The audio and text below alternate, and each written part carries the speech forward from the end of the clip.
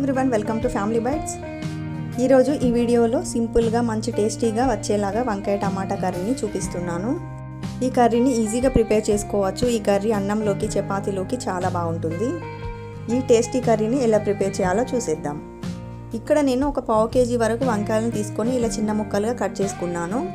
ఇప్పుడు ఉప్పు వేసిన నీళ్ళల్లో మనం కట్ చేసి పెట్టుకున్న వంకాయ ముక్కల్ని వేసి పక్కన పెట్టుకోవాలి.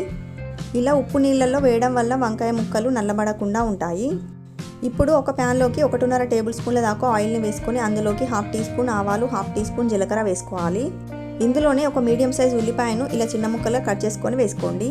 ఇవి కొంచెం ఫ్రై అయ్యాక ఇందులోకి 5-6 పచ్చిమిర్చిని, కొంచెం కరివేపాకును కూడా వేసి ఫ్రై చేసుకుందాము. ఇలా ఫ్రై చేసుకున్నాక ఇప్పుడు ఇందులోకి 1 టీ స్పూన్ దాకా అల్లం వెల్లుల్లి పేస్ట్ని వేసుకుందాము. ఈ అల్లం వెల్లుల్లి పేస్ట్ పచ్చివాసన పోయే వరకు బాగా ఫ్రై చేసుకోవాలి.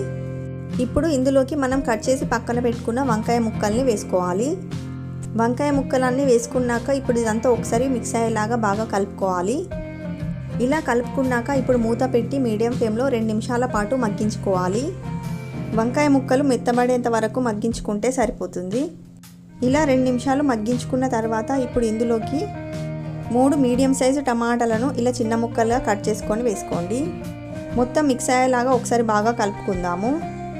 ఇలా కలుపుకున్నాక ఇప్పుడు మూత పెట్టి మీడియం ఫ్లేమ్లో టమాటా ముక్కలు కొంచెం సాఫ్ట్గా అయ్యే వరకు ఉడికించుకోవాలి.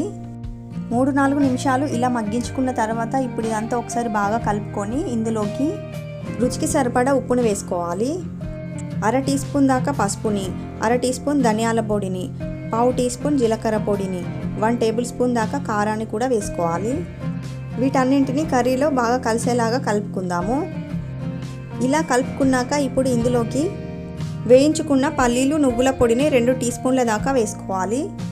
ఈ పొడిని వేసుకోవడం వలన కూరకు మంచి టేస్ట్ అనేది వస్తుందన్నమాట. ఇదంతా బాగా కలుపుకున్న తర్వాత ఇప్పుడు ఇందులోకి 2 టేబుల్ స్పూన్ల దాకా కొత్తిమీరను కూడా వేసుకుందాము. ఇదంతా బాగా ఒకసారి మిక్స్ చేసుకొని మరో 2 నిమిషాలు మగ్గించుకుంటే ఎంతో టేస్టీగా ఉండే వంకాయ టమాటా కర్రీ రెడీ అయిపోతుంది.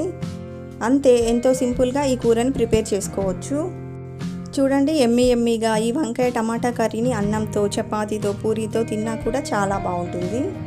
ఈ టేస్టీ అండ్ ఈజీ వంకాయ టమాటా కర్రీని ఒకసారి మీరు కూడా ఇలా ట్రై చేసి చూడండి, చాలా బాగుంటుంది. ఈ టేస్టీ వంకాయ టమాటా కర్రీ మీకు నచ్చినట్లయితే లైక్ చేయండి, షేర్ చేయండి. మరిన్ని టేస్టీ రెసిపీస్ కోసం ఛానల్ని సబ్స్క్రైబ్ చేసుకోండి. Thank you for watching.